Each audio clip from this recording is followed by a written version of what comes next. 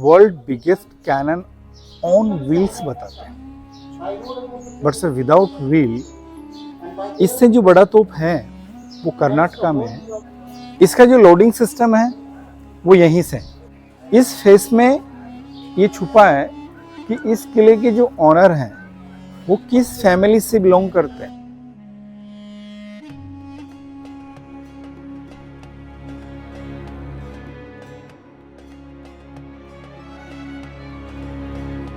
जिस किले को आप विजिट करने के लिए आए हैं, ये किला बेसिकली रेजिडेंशियल पर्पस के लिए नहीं बनाया गया था।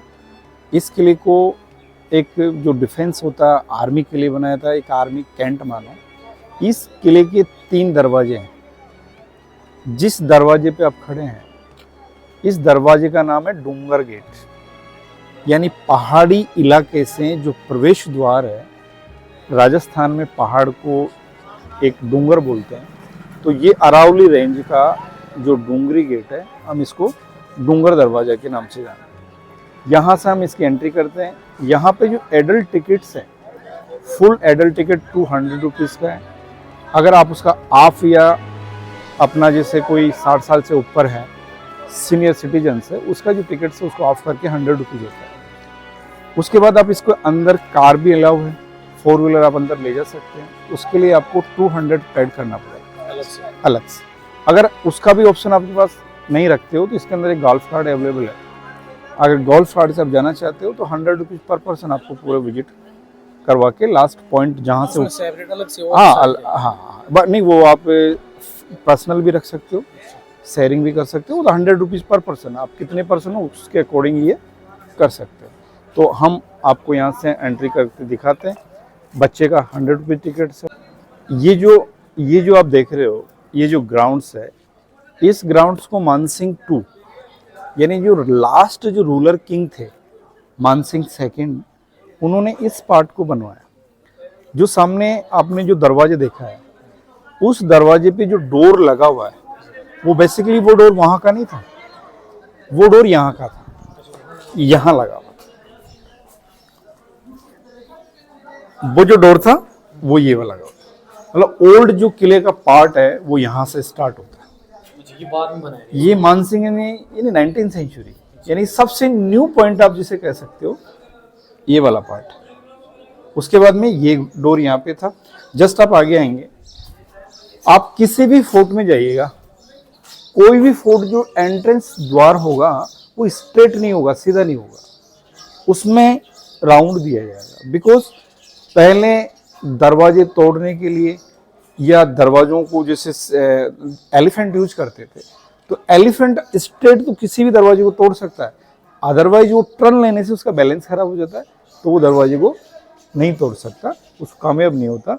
इसलिए हर एंट्रेंस डोर पे किसी भी फोर्ट में, ये नहीं कि जयगढ़ फोर्ट में, किसी भी फोर्ट में ये टर्न कंपलसरी होता है।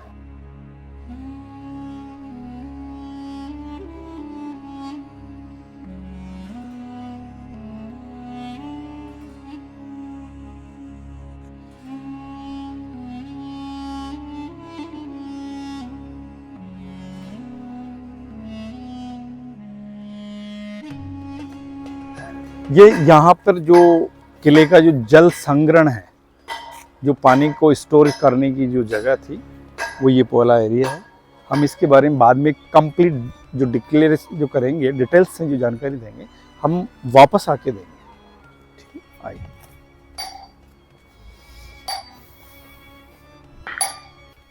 आप जिस फोर्ट को विजिट करने के लिए आए हैं, मैंने आपको पहले भी बताया था कि ये जो फोर्ट है ये रेजिडेंशियल नहीं था, ये ओनली डिफेंस के लिए बनाया था।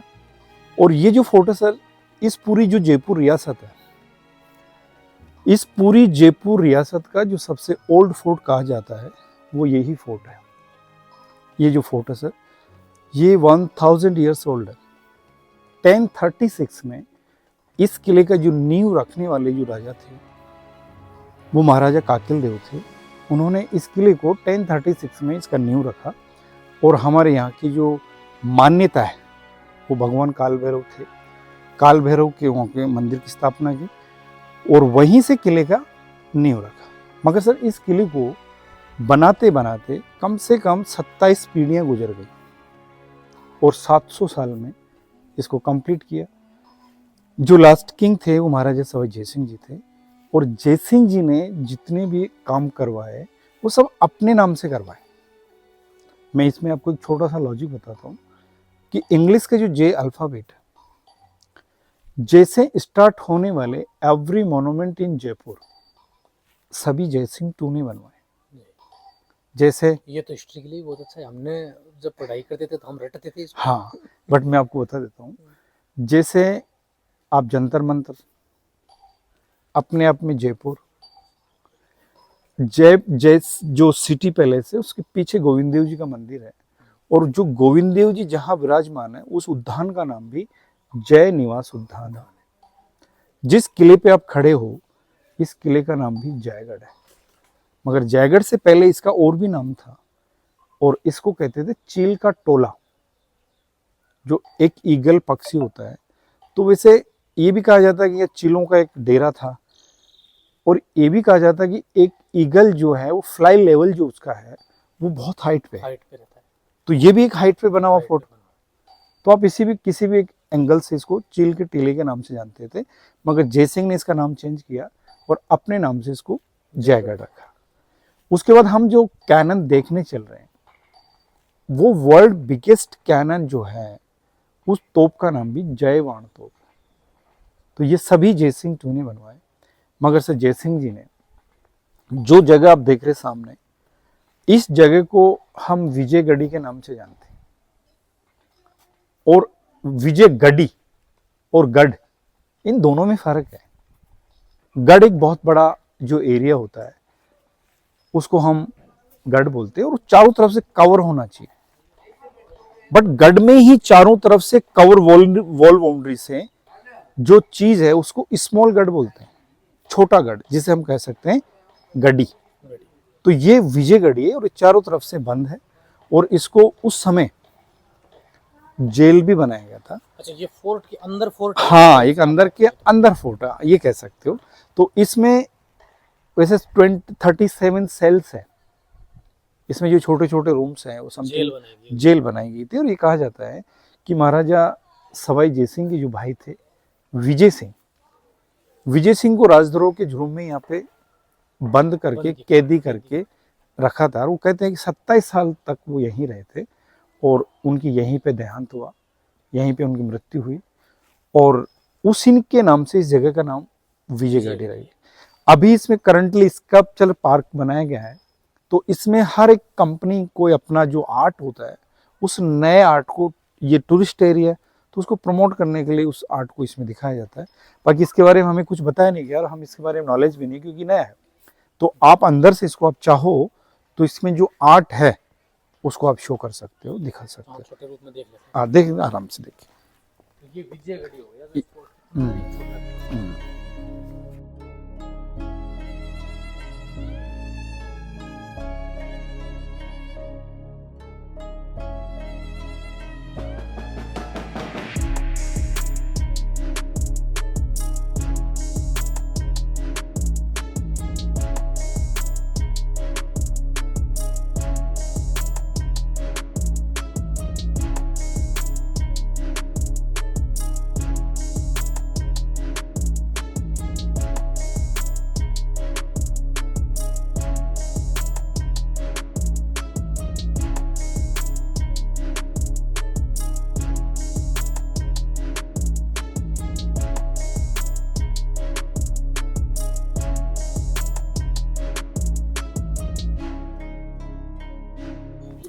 जिस तोप के बारे में मैंने आपको जिक्र किया था, ये वही तोप है जयवाण। ये जो तोप सर आप दिखा रहे हो, ये तो वैसे world biggest cannon on wheels बताते हैं, बट सर विदाउट व्हील इससे जो बड़ा तोप है वो कर्नाटका में है, बीजापुर फोर्ट में है, बट उसमें पहिए नहीं है। ये ऑन व्हील है, पहियों के ऊपर रखा हुआ। 1720 में इसका जो मैन्युफैक्चरिंग हुआ, इसका जो कारखाना है वो इसी फोर्ट के ऊपर अंदर है।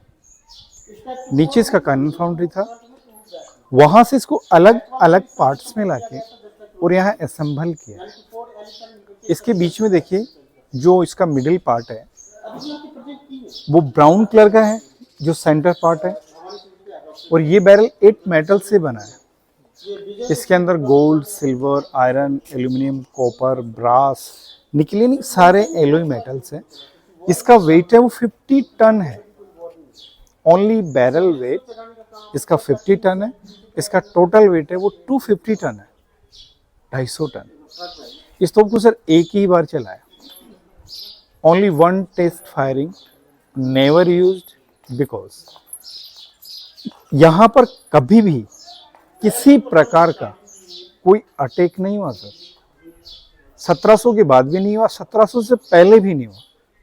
तोप बनने से पहले भी यहाँ कभी अटैक नहीं हुआ, तोप बनने के बाद भी यहाँ कभी अटैक नहीं हुआ। ब्रिटिश ने भी यहाँ पे कभी अटैक नहीं किया। वैसे इसको एक ही बार चलाया, वो भी टेस्ट के तौर पे चलाया। इसका जो रेंज था वो 35 kilometre by air distance. Tonk road पे एक विलेज पड़ता है चाकसू, जहां इसका बॉल लैंडिंग हुआ। बट लोग इसके बारे में, जैसे तोप के बारे में कुछ डिफरेंट टाइप सोच रखते हैं कि तोप ब्लास्ट करती होगी, तोप ऐसा करता होगा, जहां पर गोला गिरा हुआ तालाब बन गया होगा। बट ऐसा नहीं है, क्योंकि तोप का पर्पज ही डिस्ट्रॉय करना है, ब्लास्ट करना नहीं है। जहां इसका बॉल गिरेगा वो बॉल के आकार का ही गड्ढा बनेगा। बट सर जहां पर इसका बॉल गिरा, इसका जो प्रेशर इतना था कि ये वहां तक पहुंच गया जहां वाटर लेवल था, क्योंकि बिकॉज पहले वाटर लेवल अप था। तो जहां पर इसका बॉल गिरा वहां से पानी निकल गया। कुछ दिनों के बाद यहाँ की जो रॉयल फैमिली है वो इस बॉल को 15 से 20 किलोमीटर के डिस्टेंस के दायरे में ही ढूंढा गया, बट वो नहीं मिला। बट जब वहां से पानी निकल के आया तो जंगल में जो गो चराने वाले होते हैं, जो गोचर होते हैं, उनको पानी जब सडनली पानी दिखा तो वो सूचना मिली कि ये पानी कहाँ से आ रहा। तो वो लोग वहां जाके देखे, वहां ऑटोमेटिक पानी जमीन से आ रहा है। ये सूचना यहाँ तक पहुंची, यहां से वहां पे लोग पहुंचे, उस जगह को खुदवाया। और उस जगह को जब खुदवाया तो इसका बॉल मिला। जब बॉल मिला तो उस जगह को खुदवा के बहुत बड़ा पॉन्ड बनवाया। उसको गोलेराव तालाब के नाम से जाना जाता है।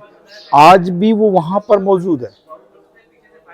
जब इसको चलाया था उस समय इसमें जो इसकी चलाने की जो कैपेसिटी है उसमें 100 किलो गन पाउडर, 50 किलो का गोला, जिसके फ्रंट से लोडिंग है और इसके बैक साइड से फायरिंग है। इसके टॉप में देखो प्लीज, एक बैरल के ऊपर एक पक्षी का जोड़ा बना है।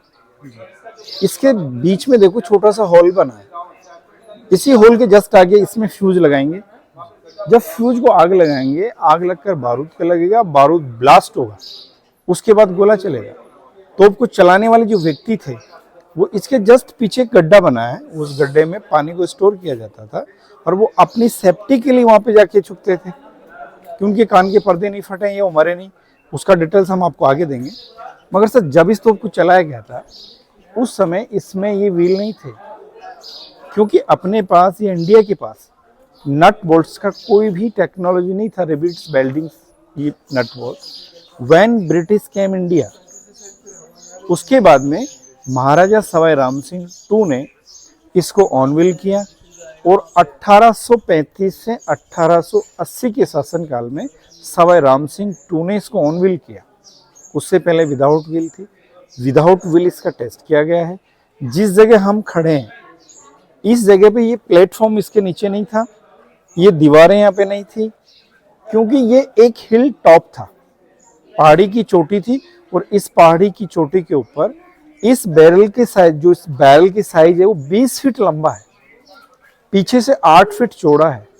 तो इस बैरल के साइज का इसके अंदर एक गड्ढा बनाया, इस गड्ढे में फिक्स किया। अगर इसको फिक्स नहीं करते तो रिकॉल करता, और रिकॉल करता तो इसका बॉल आगे नहीं जाता। इसलिए इसी जगह से इस तोप का टेस्ट फायरिंग। आप इसका बड़ा व्हील देख रहे हैं, वो इसकी ऊंचाई 9 फीट है और इसका जो छोटा व्हील है उसका 4.5 फीट है।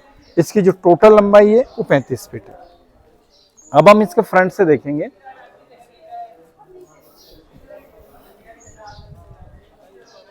इसका जो फ्रंट देखिए प्लीज। इसका जो लोडिंग सिस्टम है वो यहीं से है। इसका जो डायमीटर है वो 11 इंचेस है। इसका जो बोल का जो साइज होगा ना वो 10 इंच होगा। और इसमें देखो जो स्वास्तिक जो चिन्ह देख रहे हैं आप, इस तोप की पूजा हर दशहरे के रोज होती है। आज भी क्योंकि दशहरे पे शस्त्र पूजा होती है। इनके जो राज दरबारी पुरोहित होते हैं वो इस तोप की पूजा के लिए हर दशहरे को यहाँ आते हैं। इस तोप के फेस में एक लॉजिक है, थोड़ा आप सामने आए प्लीज, और इसका फेस शो करो, बिल्कुल इसका फेस शो करो। इस फेस में ये छुपा है कि इस किले के जो ऑनर हैं वो किस फैमिली से बिलोंग करते हैं। तो प्लीज इसका जो फेस है लुक लाइक सन, एक सन की तरह है। और जयपुर स्टेट महाराजा जो फैमिली है, जो जनरेशन है, ये सूर्यवंशी है और ये भगवान राम को बिलोंग करते हैं। भगवान राम के 2 पुत्र थे, लव एंड कुश। तो इनका इतिहास सूर्यवंशी के नाम से कभी नहीं निकलेगा। जयपुर स्टेट का अगर आप सूर्यवंशी के नाम से इनका इतिहास ढूंढोगे तो राम का इतिहास निकल के आएगा। मगर इनका जो इतिहास है, राम के 2 पुत्र थे लव एंड कुश। जो कुश की संतान थी वो ये यहाँ के महाराजा थे और कुशवाहा के नाम से इनको जाना जाता है। तो कुशवाहा के नाम से ही इनका हिस्ट्री आपको अवेलेबल